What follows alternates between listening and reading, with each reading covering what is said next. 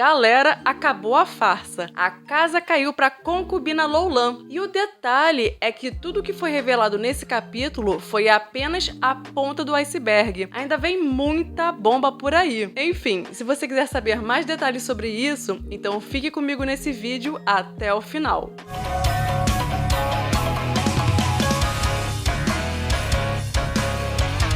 Olá, sejam bem-vindos! Eu sou a Renata e no vídeo de hoje eu vou trazer o review do capítulo 75 do mangá Diários de uma Apotecária ou Kusuria no Hitorigoto. Lembrando que o mangá costuma ser lançado mensalmente, mas pode ser que de vez em quando ocorra algum atraso. Na segunda parte desse vídeo, eu vou trazer spoiler da Light Novel e vou contar pra vocês o que deve acontecer nos próximos capítulos. Mas se você só quiser o review do mangá, não tem problema, porque eu vou avisar antes de dar o spoiler, e aí só continua no vídeo quem quiser spoiler. Bom, depois de 3 anos de canal, eu finalmente abri o clube de membros. E desde já eu vou deixando o meu agradecimento aos membros, e para quem tiver interesse, você pode se tornar um apoiador do canal por apenas R$ 2,99 por mês. E se você curte os reviews da Apotecária, já vai caprichando no like desde agora. E se você gostar do vídeo, aí eu te peço para se inscrever no canal, caso ainda não seja inscrito. Bom, no capítulo passado, o Jinshi foi até um cemitério de mulheres para investigar uma nova pista relacionada ao sumiço da Mau Mau. E quando ele encontrou e interrogou a Shenlu, a véia da enfermaria que está envolvida no sequestro da Mau Mau, ela atentou contra si mesma ao beber um frasco com álcool etílico. Apesar dos eunucos terem socorrido a Shenlu rapidamente, naquele momento ela ainda estava inconsciente e isso meio que impossibilitou o Jinshi de prosseguir no interrogatório, né? Então, ele se dirigiu até a lápide que a Shenlu havia visitado para tentar obter alguma pista. Nisso, o Gao-chun avisou o Jinshi para se recompor, até porque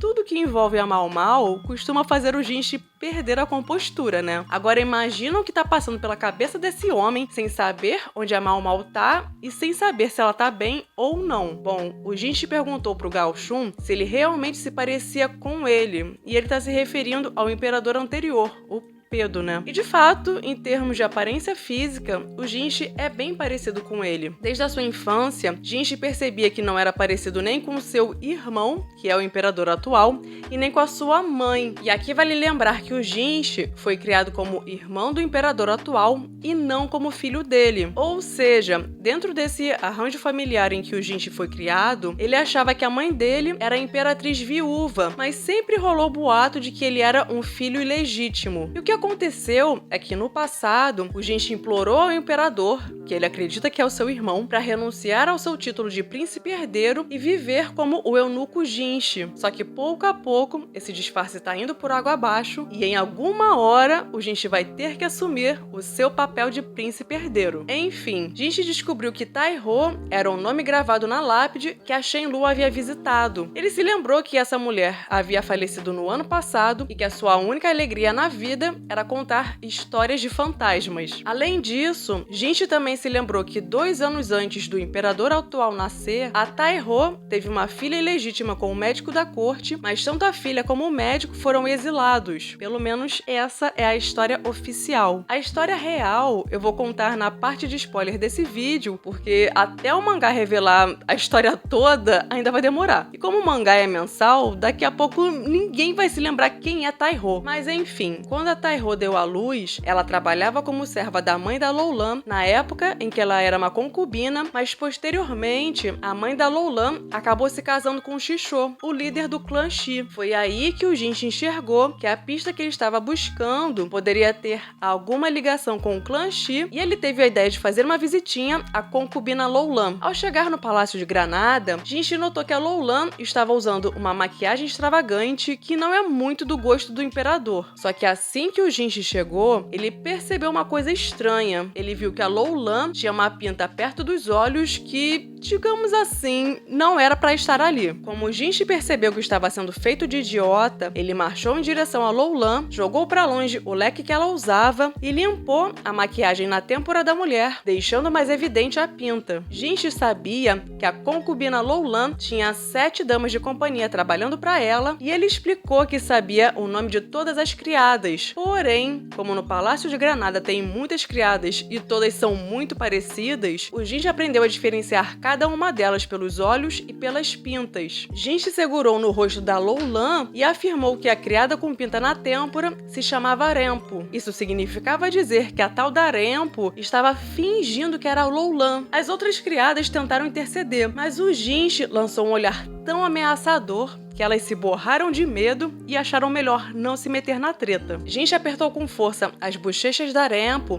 e perguntou onde estava a verdadeira Loulan. Galera, sente só o olhar do Jinchi. A Renpo ficou tão apavorada que ela começou a chorar e chegou até a fazer xixi nas calças, cara. Como a Renpo entrou em estado de choque, uma outra dama de companhia intercedeu e explicou que a Renpo não sabia de nada. Ela só foi escolhida para se passar pela Loulan por ser a mais parecida com a concubina. Quando o Jinchi percebeu que havia sido rigoroso demais com a Renpo ao ponto dela se mijar toda, ele recuou e voltou a adotar uma postura mais calma como o eunuco Jinchi. Ele insistiu mais uma vez, querendo saber onde a Loulan estava, mas a criada explicou que tudo que ela sabia era que a Loulan nunca mais voltaria ao palácio. Jinchi se arrependeu de ter sido muito ríspido com a Renpo, até porque esse tipo de comportamento agressivo não é típico do eunuco Jinchi. E quando ele percebeu que tinha passado dos limites, já era tarde demais, né? A garota já tinha mijado nas calças. Enfim, Jinchi ficou refletindo sobre essa história da Loulan ter fugido do palácio. Os oficiais de alto escalão, como o Shisho, consideram que é vantagem colocar as suas filhas como concubinas, porque, apesar de se tornarem meio que prisioneiras por não poderem sair do palácio, se elas tiverem um filho com o imperador, pode ser que o neto desses oficiais um dia se torne imperador. E como as concubinas não podem sair do palácio sem autorização, a Loulan, que é uma concubina de alto escalão, cometeu uma transgressão muito grave. Só que nesse momento, o Jinchi se deu conta de que talvez a Loulan tenha planejado fugir do palácio desde o início. Isso porque, quando ela chegou no palácio interno, já dava pra perceber que a Loulan e as suas criadas eram praticamente idênticas e até pareciam clones, né? Isso não foi à toa. E a Loulan é tão astuta que o negócio não para por aí. Além das criadas serem parecidas com a concubina, os cabelos e as maquiagens da Loulan sempre estavam diferentes, o que acabava confundindo as pessoas. E aí, no dia em que a Loulan precisou fugir, ela colocou uma criada pra se passar por ela. Enfim, o Jinchi conseguiu descobrir qual era o plano da Loulan, mas ainda faltava decifrar quais eram as reais intenções da Loulan ao planejar tudo isso desde o início. Após ter sido descoberta a farsa da Loulan, foi realizada uma inspeção minuciosa no palácio interno em busca dela, até porque